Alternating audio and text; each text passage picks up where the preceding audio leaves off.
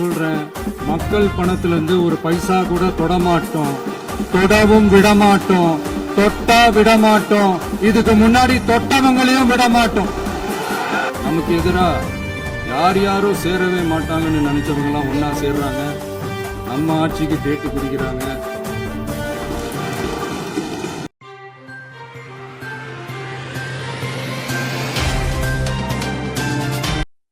மாண்புமிகு பேரவைத் தலைவர் அவர்களே, மாபெரும் தலைவர்கள் வழிநடத்திய மாண்பும் மாபெரும் வரலாற்று சிறப்பு கொண்ட இந்த சட்டமன்ற பேரவையின் 17வது சட்டமன்ற பேரவைக்கு நம்மையும் நம்ம தமிழக வெற்றி கழகத்தை சார்ந்த சட்டமன்ற உறுப்பினர்களையும் தேர்ந்தெடுத்து அனுப்பின நிரந்தரமாக என் நெஞ்சில் குடியிருக்கும் தாயன்புமிக்க தமிழக மக்கள் அனைவருக்கும் என்னுடைய மனப்பூர்வமான நன்றிகள். 17வது சட்டமன்ற கூட்டத்தொடரின் முதல் ஆளுநர் உரையின் மீதான நன்றி தெரிவிக்கும் தீர்மானத்திற்கு பதிலுரை வழங்க வாய்ப்பளித்த மாண்புமிகு பேரவைத் தலைவருக்கு நம் வணக்கத்தை தெரிவித்துக் கொள்கிறோம். மாண்புமிகு பேரவைத் தலைவர் அவர்களே, இந்த 17வது மாமன்றத்தில் அதிகப்படியான 12 கட்சிகளை சேர்ந்த பிரதிநிதிகள் தேர்ந்தெடுக்கப்பட்டிருக்கும். நாம கொள்கை ரீதியாகவும் நிலைப்பாடு ரீதியாகவும் வேறுபட்டு இருந்தாலும் மக்கள் பணி செய்வதுதான் நம்ம எல்லாருக்கும் பிரைமரியா இருக்கிற ஒரே எய்ம். அந்த வகையில தான் நம்ம எல்லாருமே நம்ம மக்களால் அங்கீகரிக்கப்பட்டு சட்டமன்றத்திற்கு வந்திருக்கிறோம். அதனால நாம கருத்தால் வேறுபட்டாலும் மக்கள் சேவை என்ற நோக்கத்துல நம்ம மாநிலம் சார்ந்த விஷயங்கள்ல நாம எல்லாரும் ஒன்றிணைந்து பயணிச்சா நம்ம தமிழ்நாடு என்னைக்கும் எதிலையும் முதன்மை மாநிலமாக திகழும். ஆளுநர் உரைக்கு நன்றி தெரிவிக்கும் தீர்மானத்தில் பேசின மாண்புமிகு உறுப்பினர்களுக்கு நன்றி. எதிர்த்து பேசினாதான் எதிர்கட்சின்னு ப்ரூவ் பண்ண முடியும்னு நினைச்சுக்கிட்டு பேசின எதிர்கட்சியை சேர்ந்த எதிர்கட்சி தலைவர் உள்ளிட்ட மாண்புமிகு உறுப்பினர்களுக்கும் வணக்கமும் நன்றியும். பதிலுரை வழங்குற அதே நேரத்தில் நம்மளை சட்டமன்ற உறுப்பினராக தேர்ந்தெடுத்த பெரம்பூர் தொகுதி மக்களுக்கு நம்மளோட நெஞ்சார்ந்த நன்றிகள். அதே மாதிரி ராஜினாமா பண்ணிட்டாலும் நம்மளை தேர்ந்தெடுத்த திருச்சி கிழக்கு மக்களுக்கும் இந்த மன்றத்தில் நம்மளோட நன்றியை பதிவு செய்கிறோம். அப்புறம் நம்மளோட அரசியல் பயணத்தை பற்றியும் கொஞ்சம் பதிவு செய்ய விரும்புகிறோம். நாம ஏதோ ஷூட்டிங்ல இருந்து நேரா வந்து சிஎம் ஆன மாதிரியே சில பேர் ஒரு இமேஜ் கிரியேட் பண்றாங்க.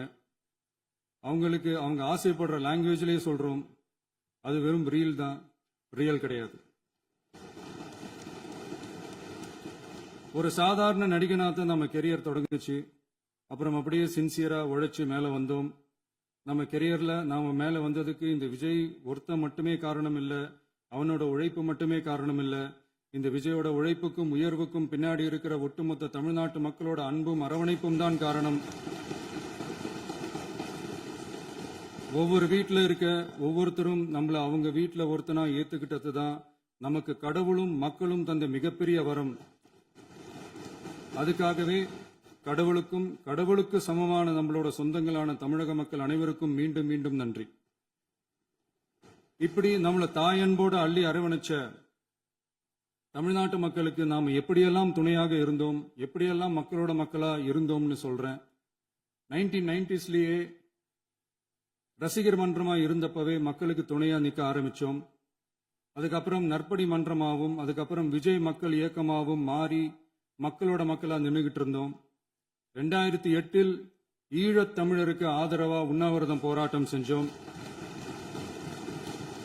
போர் முடிவுக்கு வரணும், நம்ம தொப்புள் கூடிய உறவுகளான ஈழத் தமிழர்களுக்கு பாதுகாப்பான நிம்மதியான ஒரு வாழ்வு கிடைக்கணும்னு அன்னைக்கே கோரிக்கை வச்சோம். 2009 ஆரம்பிச்ச விஜய் மக்கள் இயக்கம் வழியா நம்மளோட மக்கள் நல பணிகளை எக்ஸ்டெண்ட் அண்ட் எக்ஸ்பேண்ட் பண்ணிக்கிட்டே வந்தோம். கல்விக்கு துணையா இருந்தோம், சோசியல் சர்வீஸ் செஞ்சோம், வெள்ள நிவாரணத்துல துணையா இருந்தோம், கொரோனா காலத்துல மக்களுக்கு தோள் கொடுத்தோம். விலையில்லா விருந்தகம், குருதியகம், முட்டைப்பால் ரொட்டி திட்டம், விழியகம், பயிலகம், நூலகம், இப்படி பல வழியில மக்களுக்கு துணையா இருந்தோம். அப்புறம் நம்மளோட திரைப்படங்கள்ல நம்மளால முடிஞ்ச வரைக்கும் ஊழல் எதிர்ப்ப சொன்னோம், சமூக நீதியை சொன்னோம், கல்வியை பத்தி சொன்னோம், அரசியலை பத்தி சொன்னோம். அரசியலை பத்தி பேசுனதுனால நம்ம படங்கள் சந்திச்ச ஏன் இதுவரைக்கும் சந்திக்கிற பிரச்சனையை பத்தி எல்லாருக்குமே தெரிஞ்சதுதான். இது மட்டும் இல்லாம 2011ல நாகப்பட்டினத்துல மீனவர் பிரச்சனைகளுக்கு ஆதரவா ஒரு பெரிய பொதுக்கூட்டம் நடத்தினோம். மீனவர்கள் மீதான தாக்குதலை கண்டிச்சு பேசி அதுல நம்மளோட எதிர்ப்பை பதிவு செஞ்சோம். 2017ல ஜல்லிக்கட்டு போராட்டத்துல தமிழர் பண்பாட்டு உரிமைக்கான நம்மளோட ஆதரவை தெரிவிச்சோம். 2018ல ஸ்டெர்லைட் போராட்டம் துப்பாக்கி சூட்ல பாதிக்கப்பட்ட நம்ம சொந்தங்களை நேர்ல சந்திச்சு ஆறுதல் சொன்னோம். 2021ல உள்ளாட்சி தேர்தல்ல விஜய் மக்கள் இயக்க வேட்பாளர்கள் போட்டியிட்டு ஜெயிச்சாங்க. கல்வி விருது விழா நடத்தி சிறந்த மதிப்பெண் பெற்ற மாணவ மாணவிகளுக்கு ஊக்கத்தொகையும் பரிசும் கொடுத்தோம். 2024ல தமிழக வெற்றி கழகத்தை ஆரம்பிச்ச உடனேயே CAA-வை எதிர்த்து அறிக்கை விட்டோம். அரசியல் கட்சியை ஆரம்பிச்சு விழுப்புரம் மாவட்டத்தில் விக்கிரவாண்டியில நம்மளோட முதல் மாநில மாநாட்டிய வெற்றி கொள்கை திருவிழாவை நடத்தினோம். தந்தை பெரியார், பெருந்தலைவர் காமராஜர், அண்ணல் அம்பேத்கர், வீரமங்கை வேலுநாச்சியார், மக்கள் சேவகர் அஞ்சலை அம்மாள்னு நம்மளோட 5 கொள்கை தலைவர்களை அறிவிச்சோம். இந்தியாவிலே 2 பெண் ஆளுமைகளை கொள்கை தலைவர்கள் அறிவிச்ச ஒரே கட்சி நம்ம டிவிக்கு மட்டும்தான் என்ற பெருமையோடு அறிவிச்சோம். பெரியார் சொன்ன மாதிரியே அவர் சொன்னதுல நமக்கு ஏற்புடையதை மட்டும் எடுத்துக்கிட்டோம். அவரோட கடவுள் மறுப்பு கொள்கையில நமக்கு உடன்பாடு இல்லைன்னு ஓப்பனா அறிவிச்சோம். நமக்கு கடவுள் நம்பிக்கை உண்டுன்னு அறிவிச்சோம். யாரோட நம்பிக்கைக்கும் நாம் எதிரானவங்க இல்லைன்னு தெளிவா அறிவிச்சோம். பெண் கல்வி, பெண்கள் முன்னேற்றம், சமூக சீர்திருத்தம், சமூக நீதி, இப்படி பெரியாரோட கருத்துக்களை நிறையவே ஏத்துக்கிட்டோம்னு அறிவிச்சோம். அண்ணல் அம்பேத்கரோட சம வாய்ப்பு, சம நீதி, சமத்துவத்தை ஃபாலோ பண்ணுவோம்னு அறிவிச்சோம். பெருந்தலைவர் காமராஜரோட மதச்சார்பின்மையை ஏத்துக்கிட்டதோட அவரோட நேர்மையான நிர்வாகத்தையே ஒரு கொள்கையா ஏத்துக்கிட்டோம்னு அறிவிச்சோம். வீரமங்கை வேலு நாச்சியாரோட மண் மீட்பையும் சமூக நல்லிணக்கத்தையும் பின்பற்றுவோம்னு அறிவிச்சோம். மக்கள் சேவகர் அஞ்சலை அம்மாளோட விடுதலை வேட்கையையும் மக்களோட வாழ்வாதாரத்துக்காக உறுதியாக நிற்கிறதையும் பின்பற்றுவோம்னு சொன்னோம். எல்லாருக்கும் எல்லாமும் கிடைக்கணும், எம் மதமும் நம் மதம்னு சொல்லி மதச்சார்பற்ற சமூக நீதி தான் நம்ம கொள்கைன்னு அறிவிச்சோம். நம்ம கொள்கை எதிரி யாரு, அரசியல் எதிரி யாருன்னு ஓப்பனா அறிவிச்சோம். எல்லாத்துக்கும் மேல பிறப்புக்கும் எல்லா உயிருக்கும்ன்றத நம்மளோட அடிப்படை அரசியல் கோட்பாட்டா அறிவிச்சுட்டு தான் அரசியலுக்கே வந்தோம். நம்ம மதுரை மாநாட்டில் நம்மளோட தேர்தல் அரசியல் மற்றும் ஆட்சி அதிகார அரசியல் வழிகாட்டியா அறிஞர் அண்ணாவையும் புரட்சி தலைவர் எம்ஜிஆரையும் ஏத்துக்கிட்டதா அறிவிச்சோம். அப்புறம் இன்னனையும் நாம இங்க பதிவு செஞ்சே ஆகணும். எல்லாரும் கட்சி ஆரம்பிச்சுட்டு தான் ஒவ்வொரு வீட்டுக்குள்ளேயும் போவாங்க.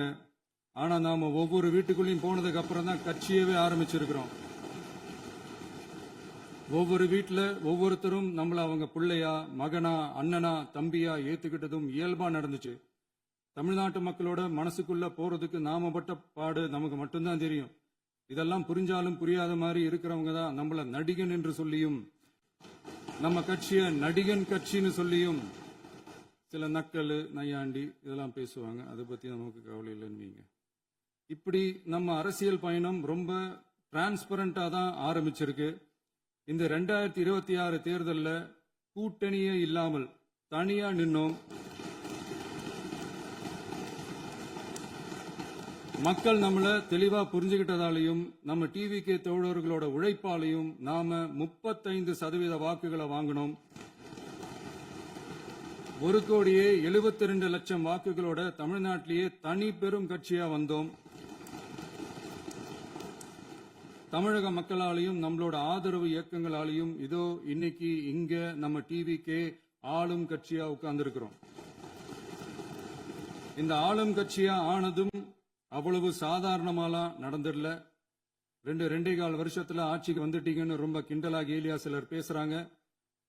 எங்களோட இந்த 2.25 வருஷ டிராவல்ல எவ்வளவு வலியும் வேதனையும் இருக்குது. நம்மளோட மக்கள் சந்திப்புக்கே அவ்வளவு இடையூறு, அவ்வளவு தடைகள், ஊர் உலகத்துல யாருக்கும் இல்லாத ஒன்னா நமக்கு மட்டுமேன்னு தனியா ஸ்பெஷலா எக்ஸ்க்ளூசிவா நிறைய நிபந்தனைகள், நெருக்கடிகள், கட்டுப்பாடுகள், நம்மளை சந்திக்க வர்ற மக்களுக்கு சரியான பாதுகாப்பு இல்லாம, நம்ம கூட்ட நிகழ்ச்சிக்கு போதுமான பாதுகாப்பு இல்லாமன்னு இன்னும் வெளியே சொல்ல முடியாத நிறைய சூழ்ச்சிகள் எல்லாத்தையும் தாண்டி தான் நாம் இந்த இடத்துக்கு வந்திருக்கிறோம். But still miles to go. நம்ம டிராவல்ல எல்லாத்துக்கும் உச்சமா நம்மளோட சொந்தங்கள், நம்மளோட உறவுகள், 41 பேர் கரூர் சம்பவத்தில் இழந்த வேதனை எல்லாம் எப்படி சொல்றதுனே தெரியல. நம்ம மனசு விட்டு என்னைக்கும் அந்த வலியும் வேதனையும் நீங்கவே நீங்காது. அதுலயும் நம்ம மேலேயே பழி போட்ட கொடுமையெல்லாம் இருக்கும் பாருங்க, அதெல்லாம் வேற லெவலுங்க. என்னத்துக்கு அப்படியெல்லாம் செஞ்சாங்கன்னு தெரியல. அரசியல்னா இப்படியெல்லாம் கொடூரமா இருக்கணுமா என்ன? சரி விடுங்க. இந்த விஜய் இவனோட மக்களுக்காக எதையும் தாங்க தயாரா ஆகிட்டான். இவ்வளவு பெயின்ஃபுல்லான நம்ம பொலிட்டிக்கல் டிராவல்ல நம்மளோட மிகப்பெரிய ஆறுதலும் பலமும் என்ன தெரியுமா? என் நெஞ்சில் குடியிருக்கும் என்னோட தமிழ்நாட்டு மக்களும், என் உயிருக்கு உயிரான என்னோட தோழர்களும் தான்.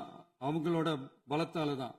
அன்னைக்கு 1967ல முன்னாள் முதல்வர் மாண்புமிகு அறிஞர் அண்ணா அவர்கள் தலைமையில் அமைஞ்ச சாமானியர்களோட ஆட்சி மாதிரி, 1977ல முன்னாள் முதல்வர் மாண்புமிகு புரட்சி தலைவர் எம்ஜிஆர் அவர்கள் தலைமையில் அமைஞ்ச மிக சாமானியர்களோட ஆட்சி மாதிரி, இதோ இன்னைக்கு அதே வரிசையில 2026 சட்டமன்ற தேர்தலில் இந்த விஜயோட தோழர்கள் இடம்பெற்ற ஒரு மிக மிக சாமானியர்களின் ஆட்சி அமைஞ்சிருக்கு.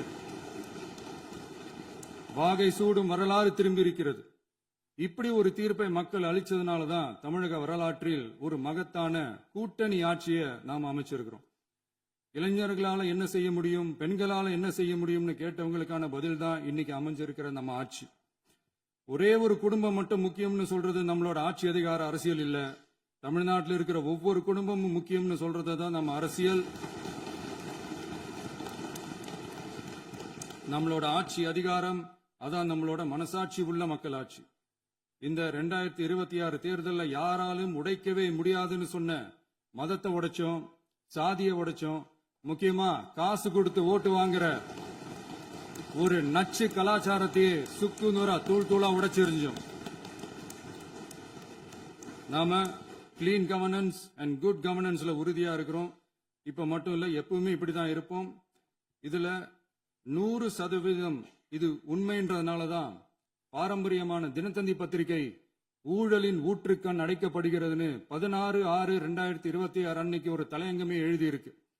ஒரு தவறு செய்தால் அது தெரிந்து செய்தால் அவன் தேவன் என்றாலும் விடமாட்டேன் என்று எம்ஜிஆர் அன்று பாடினார். அதை இன்று விஜய் செயலில் காட்டுகிறார்னு அந்த எடிட்டோரியல்ல எழுதியிருக்கு. இந்த நேரத்தில் தினத்தந்திக்கு நம்மளோட நன்றியை தெரிவிச்சுக்கிறோம். அரசியலுக்கு வந்து 2 வருஷம் தான் ஆகுது. உங்களுக்கு என்ன தெரியும், உங்களால என்ன முடியும்னு கேலியா கேட்டவங்களுக்கு தினத்தந்தியோட பதிலை இப்போதைக்கு போதும்னு நினைக்கிறேன். என்னென்னமோ செய்வான்னு சொல்றானே இந்த விஜய், பல வருஷமா இருக்கிற ஒரு பதவி வெறி பிடிச்ச அரசியலை உடைச்சி எப்படி செய்வான்னு நம்ம மக்களை யோசிச்சிருவாங்க. இதோ இப்போ நம்ம மக்களுக்கு புரிஞ்சிருக்கும். இப்பவும் சொல்றோம், இது வெறும் ஆரம்பம் தாங்க. இந்த மாபெரும் சபையிலிருந்து கேட்கிற மக்களே, நமக்கு கொஞ்சம் அவகாசம் கொடுங்க. இதுக்கு முன்னாடி, அதாவது 2017 கடைசியில இருந்து 2026 ஏப்ரல் வரைக்கும் இருந்த புண்ணியவான்கள் ஆட்சியில ஒவ்வொரு டிபார்ட்மெண்ட்லயும் போட்ட ஏராளமான ஓட்டைகளை அடைச்சிக்கிட்டே படிப்படியா மக்களுக்கு நல்லதையும் செஞ்சுக்கிட்டே வருவோம். அதனாலதான் நமக்கு எதிரா யார் யாரோ சேரவே மாட்டாங்கன்னு நினைச்சவங்க எல்லாம் ஒன்னா சேர்றாங்க. நம்ம ஆட்சிக்கு டேட்டு குறிக்கிறாங்க.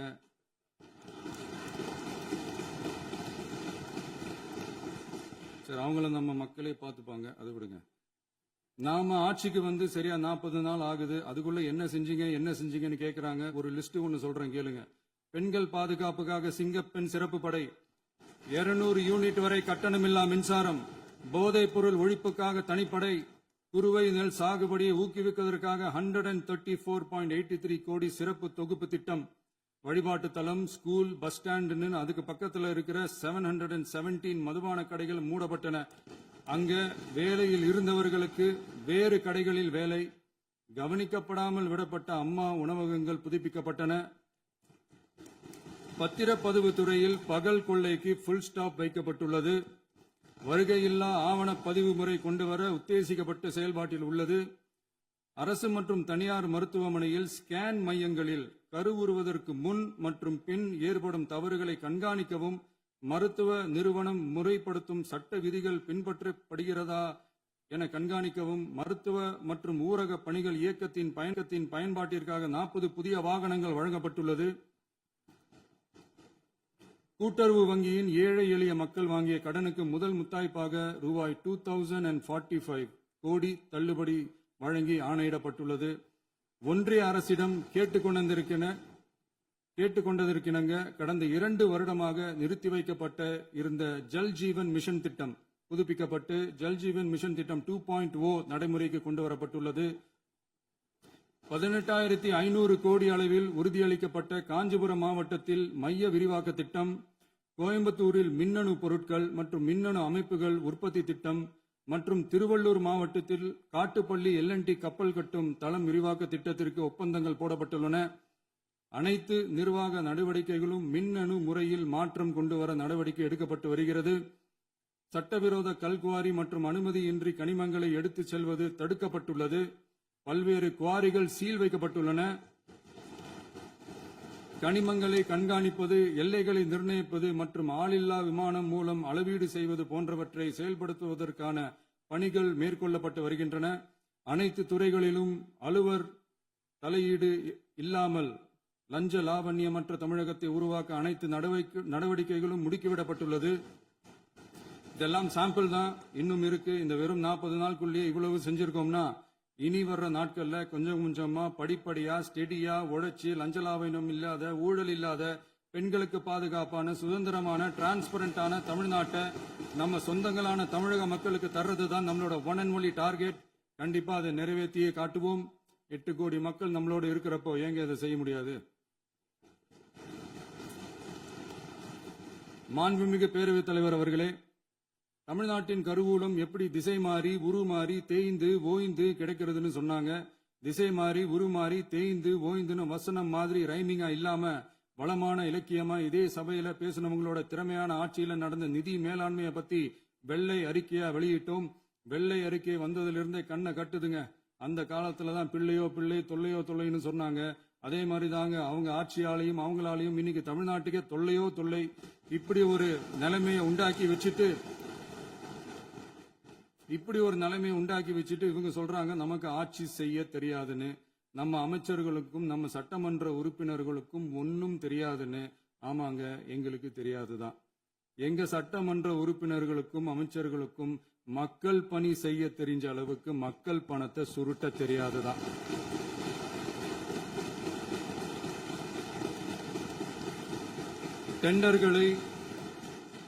டெண்டர்களை முறைப்படுத்த தெரிஞ்ச அளவுக்கு அதோட ரேட்டை உயர்த்தி ஊழல் செய்ய தெரியாதுதான். பதவி உயர்வு வழங்கவும் பணி இடமாற்றம் கலந்தாய்வு நடத்தவும் தெரியுமே தவிர பதவி உயர்வுக்கும் பணியிட மாற்றத்திற்கும் பணம் பறிக்க தெரியாதுதான். புதிய பணியிடங்கள் உருவாக்க தெரியுமே தவிர அந்த பணியிடங்களை பணத்துக்கு விற்க தெரியாதுதான். கோயில்கள்ல நடக்கிற நிர்வாக சீர்கேட்டை தடுக்க நீங்க பேசுங்க, நீங்க கண்டிப்பா பண்ணுங்க. கோயில்கள்ல நடக்கிற நிர்வாக சீர்கேட்டை தடுக்க தெரியுமே தவிர கோயில் பணத்தை கொள்ளையடிக்க தெரியாதுதான். தங்கத்தை உருக்கி தாரை வார்க்க தெரியாதுதான். கனிம வளத்தை பாதுகாக்க தெரிஞ்ச அளவுக்கு கனிமத்தை வித்து கொள்ளையடிக்க தெரியாதுதான். அரசு வருமானத்தை அரசு கஜானாவுக்கு மாத்த தெரிஞ்ச அளவுக்கு அந்த பணத்தை தனிப்பட்ட கஜானாவுக்கு மடை மாத்த தெரியாதுதான். போதை கலாச்சாரத்தை தடுக்க தெரிஞ்சவங்களுக்கு போதை கலாச்சாரத்தை வளர்க்க தெரியாதுதான். நம்ம குடும்பத்தில் இருக்கிற பாட்டி, அம்மா, அக்கா, தங்கச்சி, குழந்தைங்களை, பெண்களை மதிக்க தெரிஞ்சவங்களுக்கு ஓசி பஸ், 1000 ரூபாய் கேஸ், இப்படிலாம் பேச தெரியாதுதான். எங்க உறுப்பினர்களுக்கும் அமைச்சர்களுக்கும் மக்கள் சேவை தெரிந்த அளவிற்கு சுயநல தேவையை செஞ்சிக்க தெரியாதுதான். அதனாலதான் சொல்றோம், எங்களை பார்த்து எதுவும் தெரியாதுன்னு சொல்றவங்களுக்கு சொல்றோம், இதெல்லாம் எங்களுக்கு தெரியாதுதான். உங்களை மாதிரி முறைகேடுகளை செய்யறத நாங்க தெரிஞ்சுக்கவும் போறதில்ல, தெரிஞ்சுக்கவும் ஆசைப்படல. அத கடைசி வரைக்கும் எங்களுக்கு தெரியாமலே இருந்துட்டு போகட்டும். அதனால நாங்களும் எங்க மக்களும் வெரி வெரி ஹாப்பி தான். மாண்புமிகு பேரவைத் தலைவர் அவர்களே, எதிர்ப்பவர்கள் எதிர்க்கட்சி என்பதற்காக எங்கள் ஆட்சி மீது 1000 பழி போடலாம். ஆனாலும் தமிழக மக்களுக்கு உண்மையை உணர்த்த வேண்டியது நம்மளோட கடமை. மின்வெட்டை பொறுத்தவரை தமிழ்நாடு மின்மிகை மாநிலமாக இருந்தாலும் கடந்த காலங்களில் ஏற்பட்ட நிர்வாக குளறுபடிகளும் மின்சார சாதனங்கள் மற்றும் மின் மாற்றிகளில் ஏற்படும் பழுதாலும் வேண்டுமென்றே சிலரின் நடவடிக்கைகளாலும் இந்த மின்வெட்டிற்கு காரணமாக உள்ளது. மின் விநியோக மீட்பு நடவடிக்கைகளை ஒருங்கிணைப்பதற்காக எதிர்பாராமல் இரவு நேரங்களில் ஏற்படும் மின் தடங்களை விரைந்து சரி செய்வதில் 10 உயர்மட்ட கண்காணிப்பு குழுக்கள் மற்றும் 125 சிறப்பு மின் தடை நீக்க ரோந்து வாகனங்கள் வழங்கப்பட்டு 24 மணி நேரமும் கண்காணிக்கப்படுகிறது. கூடுதலாக தற்போது 77 புதிய மின் தடை நீக்க மையங்களும் உருவாக்கப்பட்டுள்ளன. விரைவில் இந்த மின்வெட்டு நிலைமை அறவே நீக்கப்படும். மாண்புமிகு பேரவைத் தலைவர் அவர்களே, நம்ம விவசாயிகள் எல்லாரும் நம்மளை நல்லா புரிஞ்சுக்கிட்டு தமிழக வெற்றி கழகத்தை ஏத்துக்கிட்டாலும் எதிர்க்கட்சிகளோட தூண்டுதலால சில இடங்கள்ல சில போராட்டங்கள் நடக்குது. எதிர்க்கட்சிகள் என்னதான் சித்து வேலை செஞ்சாலும் விவசாய பெருமக்கள் எல்லாரும் நம்ம ஆட்சி அவங்களுக்கான ஆட்சி தான் நல்லா புரிஞ்சுதான் வச்சிருக்கிறாங்க. இந்த வருஷம் எல்னினோ விளைவா எப்பவும் இருக்கிறத விட இந்த டைம் மழை குறையுங்கிறதையும் நம்ம விவசாயிகள் உணர்ந்துதான் இருப்பாங்க. இருந்தாலும் நம்ம அரசு நம்ம விவசாயிகளோட வாழ்வாதாரத்துக்காக பக்கபலமாகவும் உறுதியாகவும் துணை நிற்கும்ங்கிறத தெரிவிச்சுக்கிறோம். நம்ம தமிழகத்தில் ஏற்கனவே நடந்த அதி அற்புதமான சூப்பரான நிர்வாக திறன் கொண்ட 50 வருஷ அரசியல் அனுபவம் கொண்ட 2.0, 3.0, 4.0 பல 0.0 மாடல் ஆட்சி நடத்த கனவு கண்டவங்களோட அட்டகாசமான ஆட்சிக்காரங்க பல்வேறு விதமான நிதி நெருக்கடியை நம்ம மக்களுக்கும் நமக்கும் பரிசா கொடுத்துட்டு போய் இருந்தாலும் கூட்டுறவு வங்கிகளின் மூலம் 75,000 வரை பயிர்கடன் பெற்று குறு சிறு இதர பெரு விவசாயிகளுக்கு 100% முழுமையான பயிர்கடன் தள்ளுபடியும் 75,000க்கு மேல் கடன் பெற்றவர்களுக்கு குறைந்தபட்சமாக 35,000 பண பயன் கிடைக்கும் அளவிற்கு மொத்தம் 14,43,504 விவசாயிகளுக்கு ரூபாய் 5,932.23 கோடி பயிர்கடன் தள்ளுபடி வழங்கப்பட்டுள்ளது.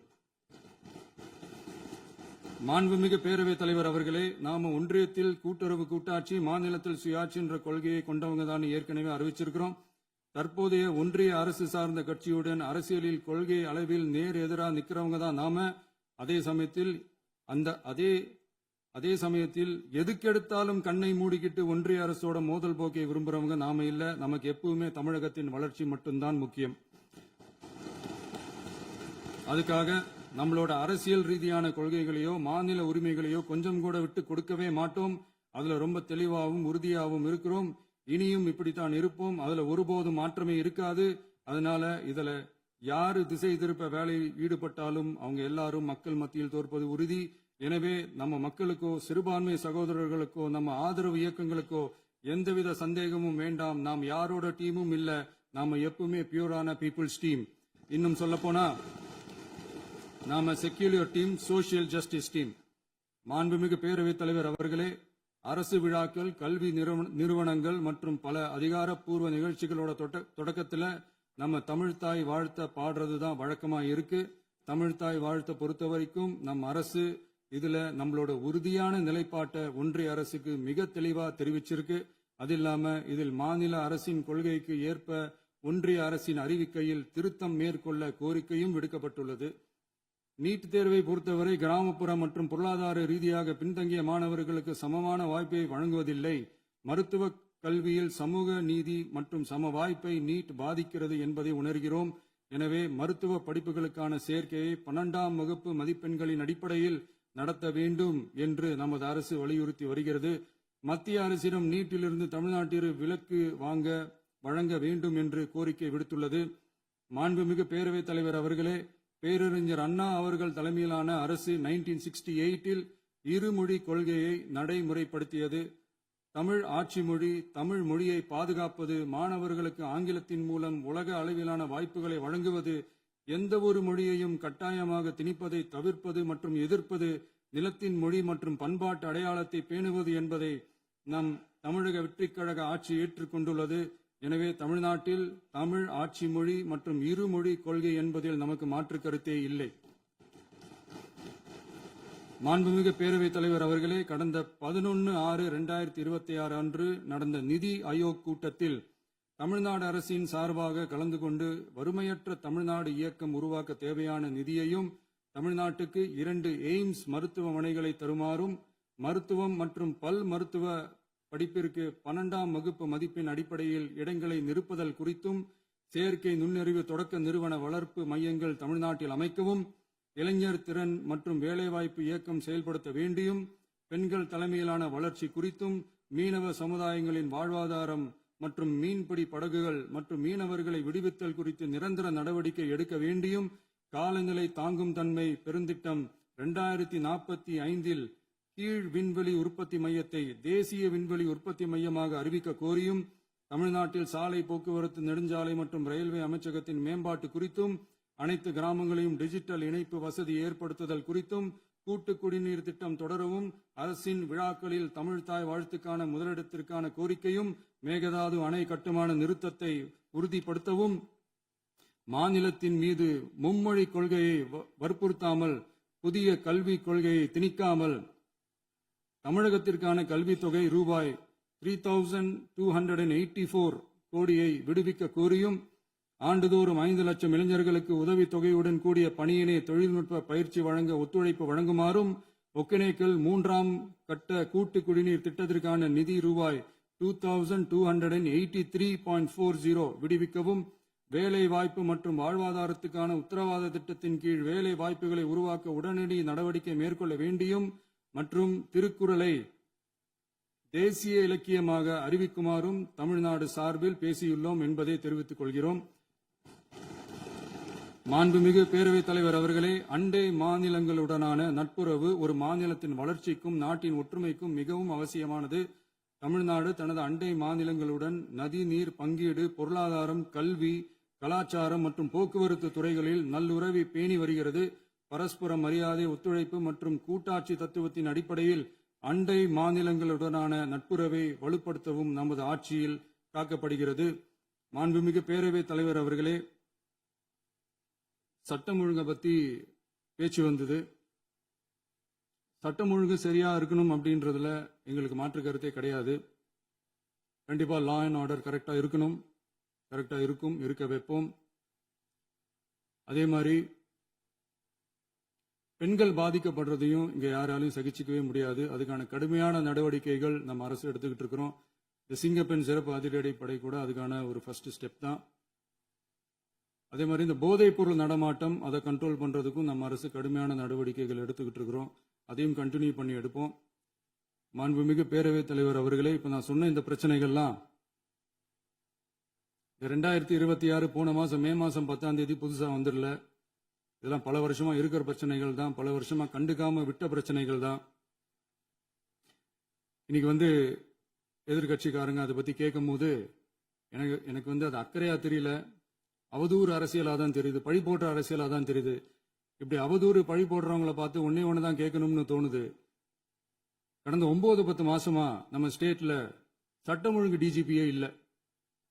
சட்டம் ஒழுங்கு டிஜிபியை போடுங்கன்னு சொல்லி எல்லாம் ஓஞ்சி போயிட்டோம். போன ஆட்சியில் நடந்ததுக்கெல்லாம் இப்பதான் விடையை கண்டுபிடிக்கிறோம் நம்ம ஆட்சியில்.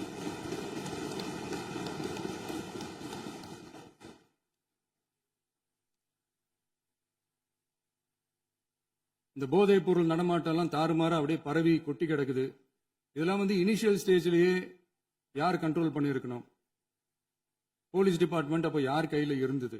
இத்தனை கேள்வி நம்மளை பார்த்து கேட்கறாங்களே, ஒரே ஒரு கேள்விதான் நான் கேட்கணும்னு தோணுது. போலீஸ் டிபார்ட்மெண்ட்டை கையில வச்சுக்கிட்டே பிகினிங்லயே இனிஷியல் ஸ்டேஜ்லயே இந்த போதைப் பொருள் நடமாட்டத்தை ஏன் கண்ட்ரோல் பண்ணல?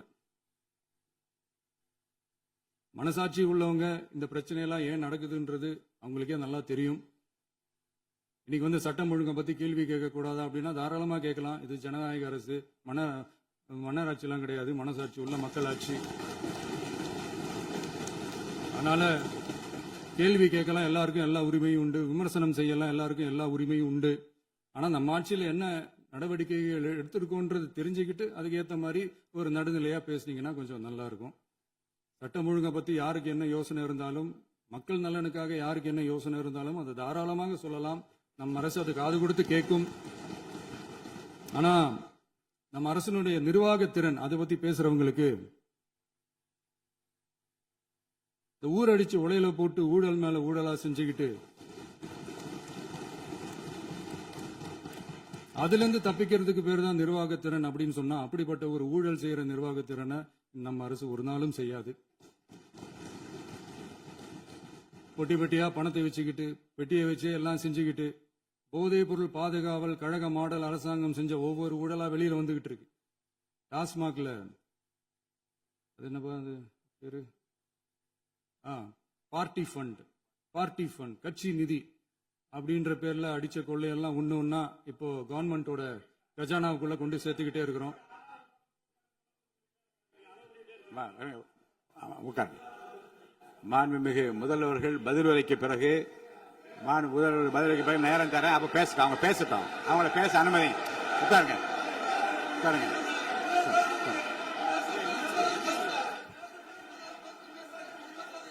மாண்புமிகு அலோவ் பண்றேன் உட்காருங்க. மாண்பு உறுப்பினர்கள் நீங்க இங்க உட்காருங்க, அமைதியா உட்காரு. நீங்க எல்லாம் உட்காருங்க. உட்காருங்க. மாண்புமிகு நீங்க எல்லாரும் உட்காருங்க. அமைதியா உட்காருங்க. இருங்க, உட்காருங்க. அப்புறம் நீங்க என்ன உட்காருங்க. நான் கொடுங்க, உட்காருங்க. நான் பாயிண்ட் ஆஃப் ஆர்டர் கொடுங்க, நான் கொடுக்குறேன். உட்காருங்க.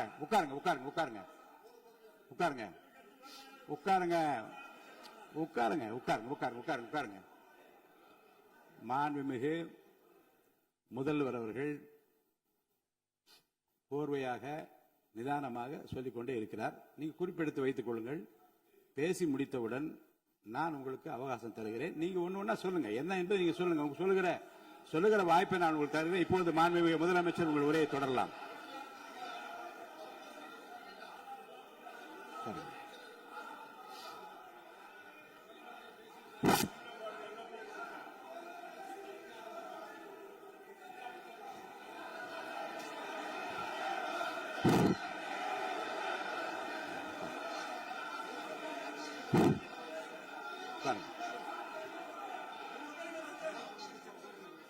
நான் எழுந்த பிறகு உட்கார்றதுதான் முறை. உட்காருங்க, எல்லாரும் உட்காருங்க. தேசிய உட்கார்.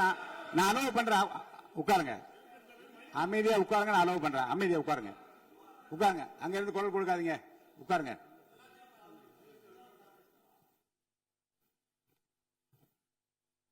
இனிமையான இந்த விவாதத்தில்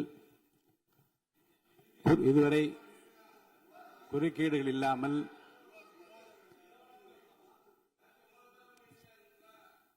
அமைதியா இருங்க. மாண்புமிகு முதல்வர் அவர்கள் பேசி முடித்தவுடன் பாயிண்ட் ஆஃப் ஆர்டர் கேட்டிருக்கேன், நான் அனுமதிக்கிறேன்.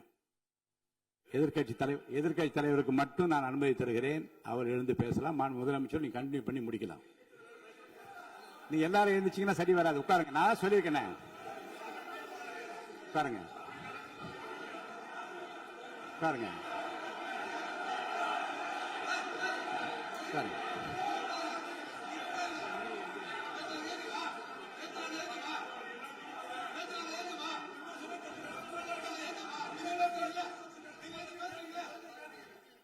மாண்பு உறுப்பினர் அமைதி காக்க வேண்டும். நேற்று எதிர்க்கட்சி தலைவர் பேசுகிற போதும் அவர் பேசுகிற எல்லாவற்றுக்கும் நான் அனுமதி அளித்தேன். அதுல பாயிண்ட் ஆஃப் கேளுங்க. அந்த விவாதத்தில் கேளுங்க. இப்போதும் மாண்புமிகு முதலமைச்சர் அவர் பேசி முடித்த பிறகு நான் உங்களுக்கு அதுக்குரிய அவகாசத்தை தருகிறேன். நீங்க கேள்வி கேளுங்க. கேட்கிற உரிமையும் விளக்கத்தை பெற்றுக்கொள்ள உரிமை உங்களுக்கு இருக்கிறது. அதற்கு அவகாசம் நான் தருகிறேன்.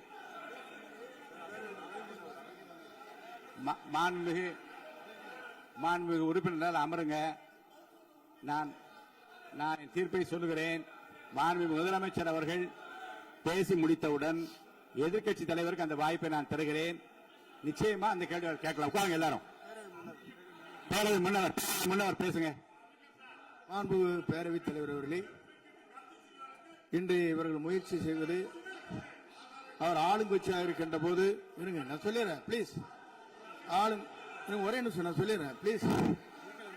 ஆளும் கட்சியாக இருக்கின்ற போது நீங்கள் சொன்ன ஒரே வார்த்தை, நாங்கள் பேசி முடித்ததற்கு பிறகு குறிப்பிடுத்துவிட்டு நீங்கள் எந்த கேள்வி வேண்டுமானாலும் கேட்கலாம் என்று ஒரு முறையை நீங்கள் பின்பற்றினீர்கள் அதே முறையை இப்போது பின்பற்ற வேண்டும் என்று கேட்டுக்கொள்கிறேன். மாண்புமிகு பள்ளி கல்வித்துறை அமைச்சர், மாண்புமிகு பள்ளி கல்வித்துறை அமைச்சர். மாண்புமிகு பேரவைத் தலைவர் அவர்களே, நேற்றைய தினம் கூட எதிர்க்கட்சி தலைவர் சொன்னதை முழுமையாக கேட்டு இறுதியில் ஒரு வாய்ப்பு தந்தீங்க. அதுவும் இல்லாம இந்த நேரத்தில் நேரலையில் நீங்களும் பாக்குறீங்க. அங்கிருந்து ஏய் ஒருமையில் விழித்து இந்த பக்கம் இருக்க உறுப்பினர்களை பார்த்து ஏய் அப்படின்னு ஒருமையில் விழிப்பதை உங்கள் மூலமாக கண்டிக்கிறேன். அந்த வார்த்தையை அவை குறிப்பிலிருந்து நீக்கணும். கண்ணியம் காத்து முதல்வர் முழுமையாக பேசுவதை காத்து கண்ணியம் காத்து இந்த சபைக்கு ஒரு மரபு இருக்கிறது. அதை மூத்த உறுப்பினர்கள் பின்பற்றும்படி உங்கள் மூலமாக கேட்டுக்கொள்கிறேன். மாண்புமிகு முதலமைச்சர் அவர்கள் உரையை தொடரலாம். நான் தரேன். நான் உறுதியாக மாண்புமிகு முதலமைச்சர் அவர்கள் பேசி முடித்தவுடன் எதிர்க்கட்சி தலைவருக்கு அந்த வாய்ப்பு தரப்படும் என்பதை உறுதியாக சொல்லிவிட்டேன். இடையிலே குறுக்கீடு செய்யாமல் அந்த பேச்சு முழுமையாக பேசி முடிக்க நீங்கள் அனுமதி வழங்க வேண்டும் என்று கேட்டுக்கொள்கிறேன். அமைதியா உட்காருங்க. அவங்க பேசி முடிக்கட்டும், நீங்க கேளுங்க. நான் என்ன சொல்றேன், கேட்கிற உரிமையும் விளக்கத்தை கேட்டு பெற உரிமையும் உங்களுக்கு இருக்கிறது. ஆனா இடையிலே குறுக்கீடு செய்யாமல் அதை முடிக்கும்படி நான் கேட்டுக்கொள்கிறேன். மாண்புமிகு முதலமைச்சர் அவர்கள் தொடர்ந்து நீங்க பேசலாம்.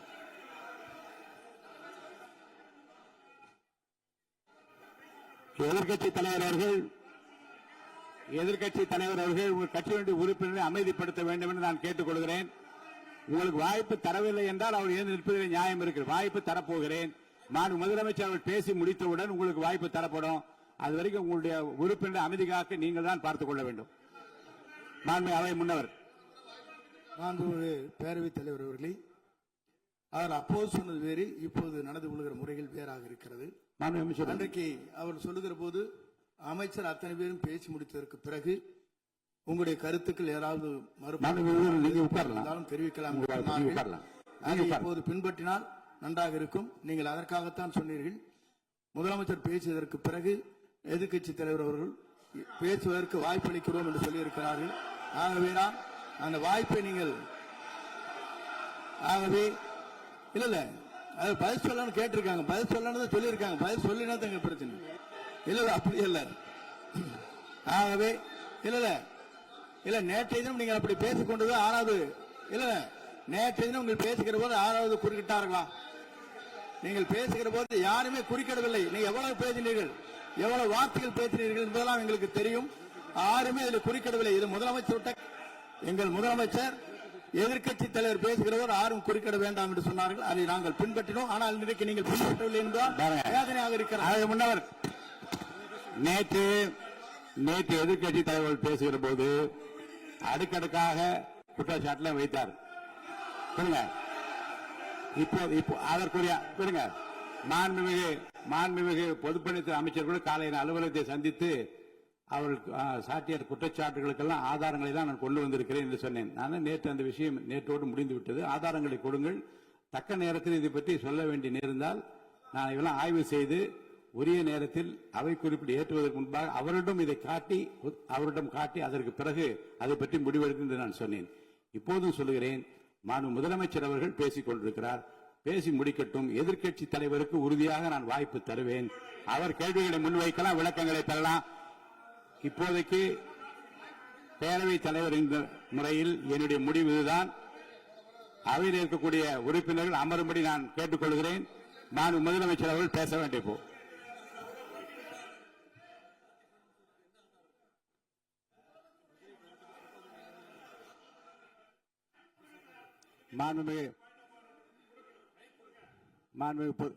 இருங்க.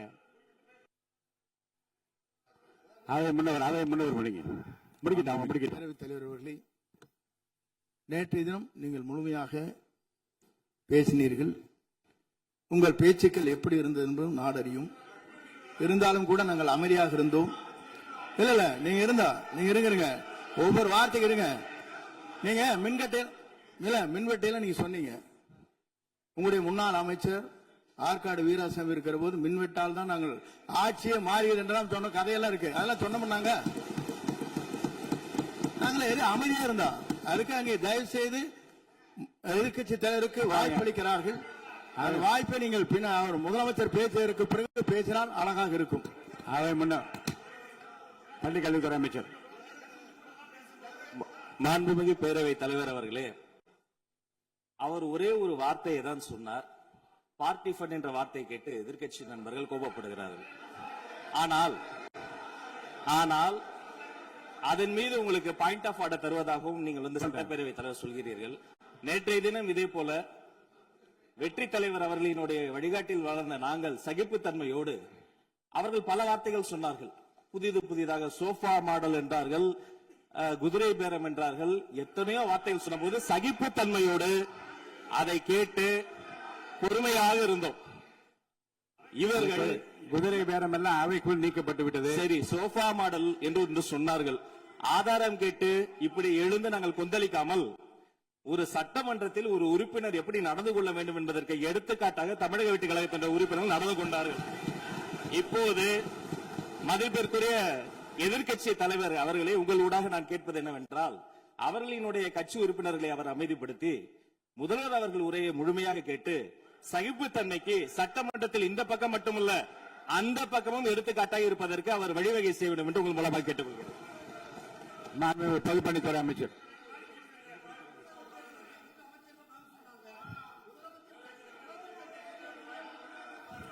மாண்புமிகு பேரவைத் தலைவர் அவர்களே, திராவிட முன்னேற்ற கழகம் முதல் நாளில் இந்த சபையுடைய மரபையும் பாரம்பரியத்தை பற்றியும் நமக்கு வகுப்பெடுத்தார்கள். அந்த மரபுப்படி எங்களுடைய தலைவருடைய வழியில் இந்த சட்டசபையுடைய நிகழ்வுகளில் நாங்கள் கலந்து கொண்டிருக்கிறோம். நேற்று எதிர்க்கட்சி தலைவர் பேசும்பொழுது எவ்வளவோ வார்த்தைகள் உண்மைக்கு புறம்பாக சட்டத்திற்கு எதிராக ஒரே நிமிஷம் பேசுறேன். சட்டத்திற்காக பேசும்பொழுது நாங்கள் அமைதியாக இருந்தோம். ஒரு 2-3 முறை தான் வந்து அவரு பேசும்போது மினிஸ்டர்கள் நின்னாங்க. ஆனா இன்னைக்கு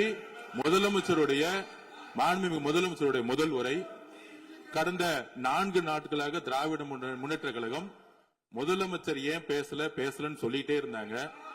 இன்னைக்கு பேச ஆரம்பிச்ச உடனே அவர் சொன்ன வார்த்தை பார்ட்டி ஃபண்ட் சொன்னார். எந்த பார்ட்டின்னு சொல்ல. ஆனா அந்த வார்த்தைகள் சொல்லி முடிஞ்ச உடனே எதற்காக முதலமைச்சருடைய பேச்ச இவங்க வந்து குறுக்கிடுறாங்கன்னு தெரியல. நீங்கள் சொன்னதுபடி முதலமைச்சர் பேச வேண்டும். பேசிய பின்பு கருத்துகளுக்கு பதிலளிக்க அவர்கள் பதிலளிக்க நாங்களும் பதிலளிக்க தயாரிக்கிறோம். பதிவு பண்றோம். மாண்புமிகு முதலமைச்சர் அவர்கள்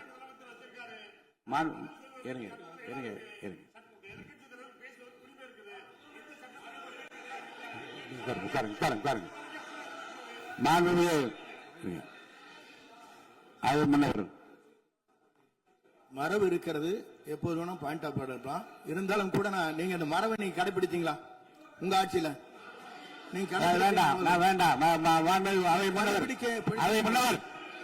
முன்னவர் முன்பு எப்படி நடந்தால் என்பதை பற்றியோ முன்பு நடந்த நிகழ்வுகள் பற்றியோ நீங்கள் சொல்லி மீண்டும் இந்த அவையினுடைய மாண்பை குறைக்க வேண்டாம் என்று நான் கேட்டுக்கொள்ள வேண்டாம். இப்போது உள்ள பிரச்சனை, மாண்பு முதலமைச்சர் அவர்கள் தன்னுடைய பேச்சை உறுதி செய்து முடிக்க வேண்டும். அவர் முடித்த பிறகு எதிர்க்கட்சி தலைவருக்கு நான் நிச்சயமாக வாய்ப்பு தருவேன். அவர் கேள்வி கணக்குகளை தொடுக்கலாம், சந்தேகங்களை கேட்கலாம். விளக்கம் தருவதற்கு மாண்பு முதலமைச்சர் அவர்கள் தயாராக இருக்கின்ற அமைதியாக என்னை அமரும்படி நான் கேட்டுக்கொள்கிறேன். இப்ப நான் அனுமதிக்க முடியாது. மாண்பு முதலமைச்சர் உரையை தொடரலாம்.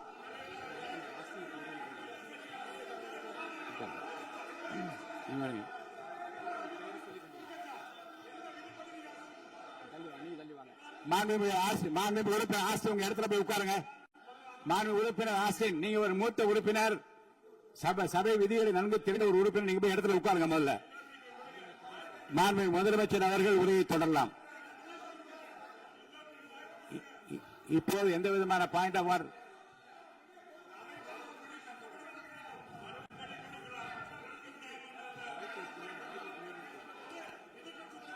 நான் வாய்ப்பு இல்லை என்று சொன்னால் நீ எழுந்து நிற்பதில் நியாயம் இருக்கிறது. உட்காருங்க. வாய்ப்பு உறுதியாக எதிர்க்கட்சி தலைவருக்கு பாயிண்ட் ஆஃப் ஆர்டர் மட்டுமல்ல, உட்கார்ந்து அவர் பேசிய பேச்சுக்களை என்னென்ன இருங்க, என்ன என்ன என்ன என்ன என்ன உங்களுக்கு சந்தேகம் இருக்கிறதோ, வினாக்கள் இருக்கிறதோ அதை நீங்க கேட்கலாம். அவர் பதில் சொல்வதற்கு தயாராக இருக்கிறார். பேசி முடிக்கின்ற வரை அமைதி காக்கும்படி உங்களை நான் கேட்டுக்கொள்கிறேன். மாண்புமிகு எதிர்க்கட்சி தலைவர் முழு ஒத்துழைப்பை நீங்கள் தர வேண்டும் என்று நான் எதிர்பார்க்கிறேன்.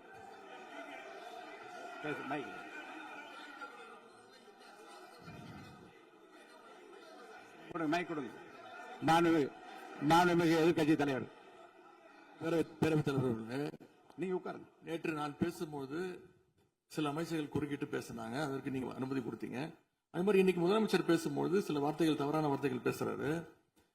அவர் பார்ட்டி ஃபண்ட் அப்படின்னு சொல்லியிருக்கிறாரு. அவர் அமைச்சர் அந்த பார்ட்டி ஃபண்ட் எந்த பார்ட்டின்னு கூட சொல்ல தைரியம் இருந்தா சொல்லுங்க, நாங்க அதெல்லாம் ஃபேஸ் பண்ண தயாரா இருக்கோம். எதையும் ஆதாரத்தோடு எதையும் பேசுங்க. நீங்க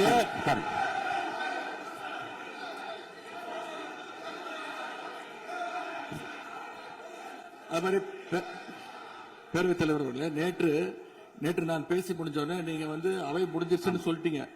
நாங்கெல்லாம் வீட்டுக்கு போயிட்டோம். வீட்டுக்கு போய் டிவி போட்டு பார்த்தா அங்க இன்னொரு அமைச்சர் இன்னும் பதில் சொல்லிட்டே இருந்திருக்கிறாரு. அதற்கெல்லாம் நாங்க இப்ப என்ன பதில் இது, என்ன மரபு இது? நீங்க இப்ப பேசிக்கிட்டே இருப்பீங்களா? நாங்க பாத்துக்கிட்டே இருக்கணுமா? அதே மாதிரி இன்னைக்கு முதலமைச்சர் அவர்கள் பேசும்போது நாங்களும் அமைதியா கேட்டுட்டு தான் இருந்தோம். ஆனா சில கருத்துக்கள் அவர் பேசும்போது அதை நாங்க அனுமதிக்க முடியாது. ஆதாரத்தோடு ஏதாவது பேசணும்னா, குற்றச்சாட்டுகள் சொல்லும் போது ஆதாரத்தோடு சொன்னீங்கன்னா அதை நாங்க ப்ரூவ் பண்றதுக்கு தயாராக இருக்கு. மாண்புமிகு உறுப்பினர் அவர்கள் இருங்க. நேற்று மாண்புமிகு எதிர்க்கட்சி தலைவர்கள் பேசியதும், மாண்புமிகு பொதுப்பணித் தலைவர்கள் பேசியதும் ஆதாரம் இல்லாமல் பேசக்கூடாது என்று நான் சொன்னேன்.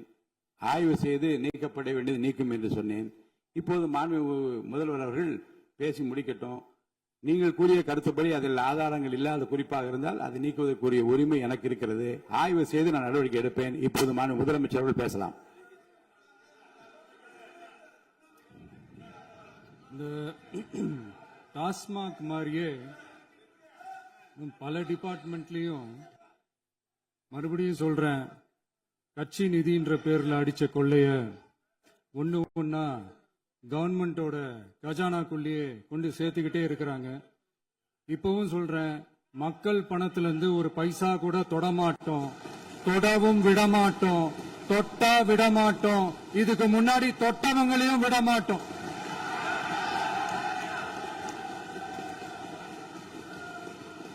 ஒவ்வொரு ஊழலா வெளியில வரும் போலயே,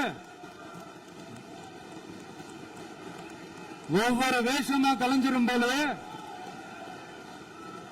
இங்க இருக்கிற நிறைய பேரு நடுங்கி போய்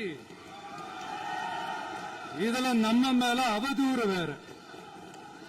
இப்ப புதுசா ஒரு வெப்பன் ஒண்ணு கொண்டு வந்திருக்காங்க. அது என்ன தெரியுமா?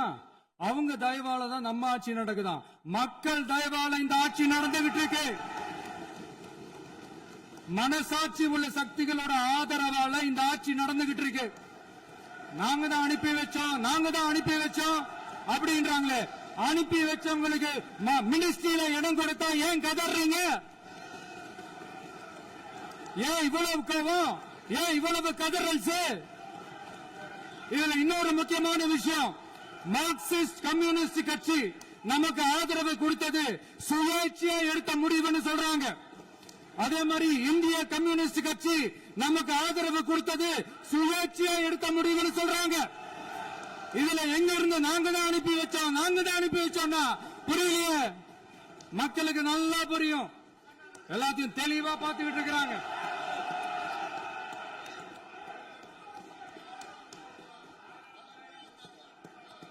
முதலமைச்சர் கண்டினியூ பண்ணலாம். மாண்பு முதலமைச்சர்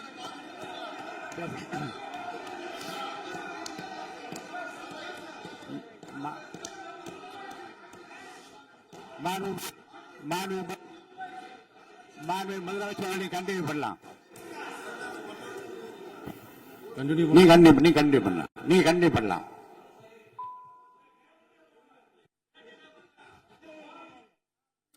இந்த சமூக நீதி அரசுன்னு சொல்றவங்களை பார்த்து கேட்கிறேன், நம்ம பட்டியலின சகோதரர்களுக்கு எத்தனை அமைச்சர் பதவி கொடுத்தீங்கன்னு கொஞ்சம் சொல்ல முடியுமா? ஆனா நம்மளுடைய அரசுல 8 அமைச்சர் பதவிகள் யாருக்கு? நம்ம பட்டியலின சகோதரர்களுக்கு. எல்லாம் நம்ம அண்ணன், நம்ம தம்பி, நம்ம தங்கச்சிங்க. அண்ணல் அம்பேத்கர் அவர்களுடைய கிட்டத்தட்ட 100 ஆண்டு கால கனவு இப்ப நிறைவேறி இருக்கு. நான் ஏன் கொஞ்சம் சவுண்டா பேசுறேன் அப்படின்னா அவங்களுக்கு கேட்கணுன்றதுக்காக, தப்பா எடுத்துக்காது. அதே மாதிரி பெண்களோட பாதுகாவலர் நாங்க தான் அப்படின்னு சொல்லிக்கிறவங்களை கேட்கிறேன், எத்தனை பெண்களுக்கு அமைச்சர் பதவியில இடம் கொடுத்தீங்க கொஞ்சம் சொல்ல முடியுமா? எங்க அரசுல 4 சகோதரிகளுக்கு அமைச்சர் பதவி கொடுத்திருக்கிறோம்.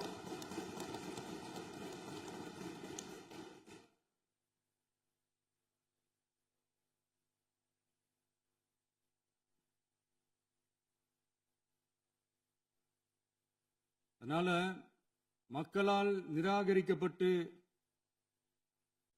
மக்களால் அகற்றப்பட்டவங்களுக்கு ஒண்ணு சொல்லிக்கிறோம், தப்பே செய்ய மாட்டோம், ஊழலே செய்ய மாட்டோம், நேர்மையா தான் இருப்போம், நியாயமா தான் இருப்போம் அப்படின்னு சொல்றவங்களால மட்டும்தான் கூட்டணி ஆட்சி அமைக்க முன்வரும். ஆட்சியிலையும் பங்கு, அதிகாரத்திலையும் பங்கு கொடுக்க முன்வரும். ஊழல்லையே ஊறி போனவங்களால இந்த கூட்டணி ஆட்சியோ, ஆட்சியிலையும் பங்கு, அதிகாரத்திலையும் பங்கு கொடுக்க முன்வராது. மெஜாரிட்டி இருந்தாலும் தரமாட்டாங்க, மெஜாரிட்டி இல்லனாலும் தரமாட்டாங்க. கேட்டா ரெடிமேடா ஒரு பதில் ஒண்ணு வச்சிருப்பாங்க, கூட்டணி ஆட்சியை மக்கள் விரும்ப மாட்டாங்கன்னு. அதே மக்கள் தான் இப்ப அவங்கள பார்த்து சிரிக்கிறாங்க. நான் பதவி ஏத்த அன்னைக்கு கொஞ்சம் டைம் அவகாசம் கேட்டேன். எதுக்கு கேட்டேன்? நிதி நிலைமை எல்லாம் கொஞ்சம் மோசமா இருக்குது, அதெல்லாம் கொஞ்சம் சரி செஞ்சுக்கிட்டு படிப்படியா கொஞ்சம் கொஞ்சமா நான் கொடுத்த வாக்குறுதிகள்லாம் செயல்படுத்துவேன், அதுக்காக கொஞ்சம் டைம் அவகாசம் கேட்டேன். நான் ஏதோ வேற எதுக்காகவோ வேற யாருக்காகவோ ஏதோ அவகாசம் கேட்ட மாதிரி. அடுத்து இங்க சபையில இல்லாதவங்களை பத்தி பேச வேண்டாம்னு நினைக்கிறேன்.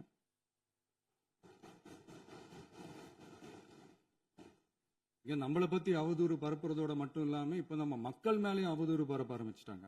மக்கள் நமக்கு ஓட்டு போட்டது தப்பான், குடும்பம் குடும்பமா நமக்கு ஆதரிச்சது தப்பான். இது இப்ப இல்ல, நான் சொல்றது எம்ஜிஆர் அவர்கள் காலத்திலிருந்தே. அப்பவே அவர் ஜெயிச்சப்போ அதே மக்களை தப்பு தப்பா பேசுறது. மக்கள் என்ன பண்ணிட்டாங்க, எம்ஜிஆர் என்ன பண்ணிட்டாரு, எம்ஜிஆர் என்ன இது பண்ணிட்டாரு. 50 வருஷமா ஒரே டெக்னிக்கா.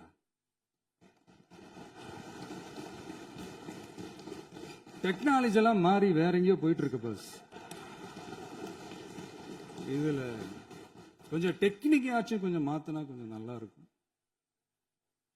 அதனால மக்களுக்கு யூஸ்ஃபுல்லா இருக்கிற மாதிரி இந்த ஆக்கப்பூர்வமான கருத்துக்களோ ஆக்கப்பூர்வமான யோசனைகளோ இருந்தா சொல்லுங்க, அதை நாங்க டெஃபரெண்டா எடுத்துக்கிறோம். ஆனா அதை விட்டுட்டு இந்த நக்கலு, நையாண்டி, சம்பந்தம் இல்லாத பேச்சு இதெல்லாம் பேசிட்டு அப்புறம் முதல்வர் பதில் சொல்லல, முதல்வருக்கு பதில் சொல்ல தெரியல அப்படின்னா அப்புறம் என்ன சோஃபா மாடல் ஆட்சியா? அது என்னன்னு புரியறதுக்கு எனக்கு ரொம்ப நாள் ஆச்சு. இந்த sofa set, table chair, teapoy, furniture பிசினஸ்லாம் வேற எங்க வெளியில போய் பண்ண சொல்லுங்க. அப்படி அந்த பிசினஸ் தான் பண்ணணும்னா நிறைய பிசினஸ் பண்ற மாதிரி வெளியில போய் பண்ண சொல்லுங்க, இங்க சட்டசபைக்குள்ள வேணாம். அதனால ஆக்கப்பூர்வமான கருத்துக்கள் இருந்தா சொல்லுங்க, டெஃபினட்டா அது சரியா இருந்தா நாங்க ஏத்துக்கிறோம். எனக்கு ஒரு குட்டி கதை ஒண்ணு ஞாபகம் வருது, சொல்லாமா? ஒரு ஊர்ல ஒரு பெரியவர் வெயில் ரொம்ப ஜாஸ்தியா இருக்குன்னு சொல்லிட்டு கண்ணுக்கு மேல கை வச்சுக்கிட்டு இப்படி சுத்தி முத்தி தேடிக்கிட்டு இருந்தாராம். அப்ப கூட இருந்த ஒரு சின்ன பையன் என்ன தேடுறீங்க அப்படின்னு கேட்டானா. அதுக்கு அந்த பெரியவர் சொன்னாரா, அது ஒண்ணு இல்ல தம்பி, உங்க அப்பா இங்கதான் இருப்பாருன்னு சொன்னாங்க, அதான் தேடிக்கிட்டு இருக்கேன், எங்க உங்க அப்பாவையா காணோம்?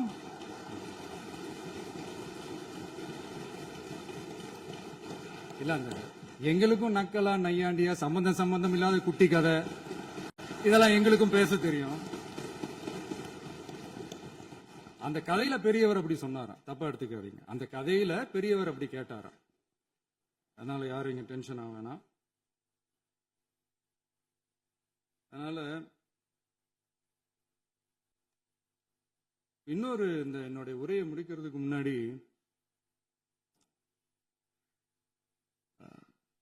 போயிட்டாங்க, பேசலாமா? நிறைய உங்க கருத்துக்களை நீங்க முழுமையாக மன நிறைவோடு பேசலாம். டிவியில பார்த்தோம்.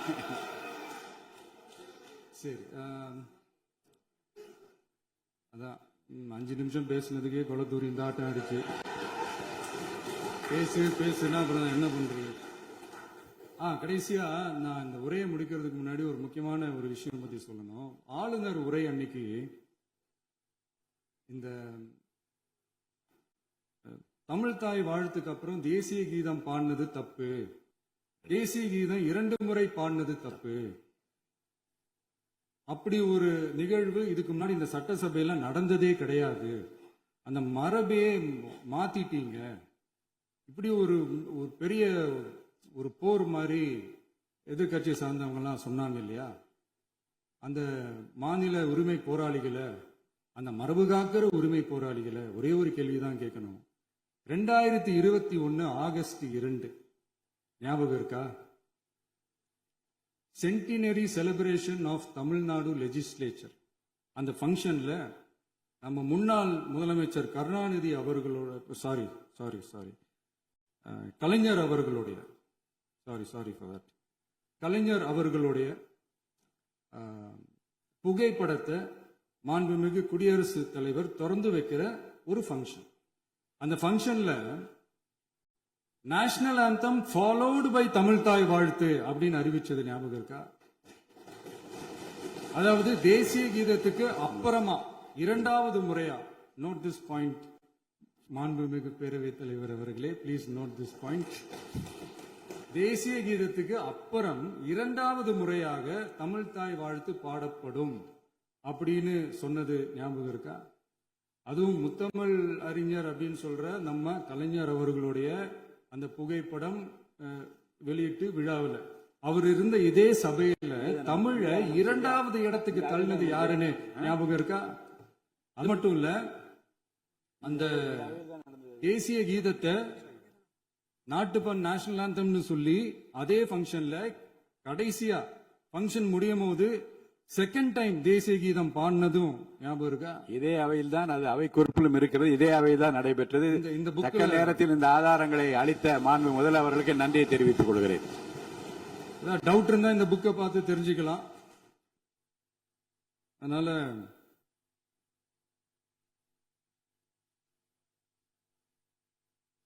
இதெல்லாம் கேட்டா என்ன சொல்லுவாங்கன்னா, அது ஜனாதிபதி கலந்துகிட்ட ஃபங்க்ஷன், அதெல்லாம் அப்படிதான், அதெல்லாம் கண்டுக்க கூடாது அப்படின்னு சொல்லுவாங்க. இதே மாதிரிதான் பேசுறது ஒண்ணு, செய்யறது ஒண்ணு, பேசுறது ஒண்ணு. இதெல்லாம் மக்கள் பார்த்துக்கிட்டு இருக்காங்க. எலெக்ஷனுக்கு முன்னாடி தான் அப்படி செஞ்சுக்கிட்டு இருந்தாங்க, இப்ப எலெக்ஷனுக்கு அப்புறம் அதே தான் செய்யறாங்க. இந்த விஜயையும் சாமானியர்களின் உண்மையான சமூக நீதி அரசையும் அவமானப்படுத்துறதுக்கு தான் அவங்களோட அந்த பொலிட்டிக்கல் சீனியாரிட்டி அது பயன்படுத்துது போல. சரி, செய்யட்டும், நல்லா செய்யட்டும். இப்போ ஆனாலும் நம்மளுடைய மாநில உரிமை, மொழி உரிமை, உத்தமபுத்திரர் போல வேஷம் போடுற எதிர்கட்சிக்கு ஒன்றை மட்டும் ஆணித்தரமாக சொல்றோம்.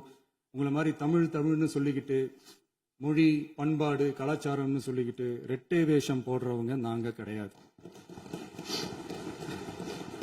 உலகெங்கும் வாழும் என் தமிழ் சொந்தங்களுக்கு நம்முடைய உத்தரவாதம் தமிழ் தான் எங்க உயிர் நாடி அப்படின்றத மறக்க மாட்டோம். இப்பவும் சொல்றோம், மாநில உரிமையில எப்பவும் உறுதியா இருப்போம். அதே சமயத்துல அரசியல் வேற, ஒன்றிய மாநில அரசுகளுக்கு இடையே இருக்கிற நிர்வாக அணுகுமுறை வேற. இதுல நாங்க ரொம்ப தெளிவா இருக்கிறோம். அதனால எங்களுக்கு பாடம் எடுக்கிறதா நினைச்சுக்கிட்டு உங்க வேஷத்தை நீங்களே கொஞ்சம் கொஞ்சமா கலைச்சுக்கிட்டே வர்றீங்க, மறந்துடாதீங்க. அப்புறம் நேற்று எதிர்கட்சி தலைவர், மாண்புமிகு எதிர்கட்சி தலைவர் பேசும்போது நிறைய பேசினாங்க. அதுல ஒண்ணு மட்டும், அரசு சொல்றதா நினைச்சுக்கிட்டு நம்மளை இன்டைரக்டா ஈவில் அப்படின்ற அந்த வார்த்தையை யூஸ் பண்ணாங்க. எனக்கு ஒண்ணுதான் சொல்லணும்னு தோணுது. ஈவில்ஸ்னு டெவில்ஸ் பேசக்கூடாது.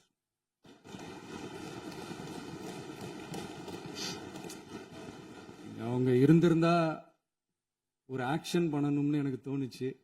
எல்லாரும் போயிட்டாங்க. பர்மிஷன் பண்ணலாமா? இப்பவும் பண்ணலாம், ஒன்றும் தப்பு இல்லை.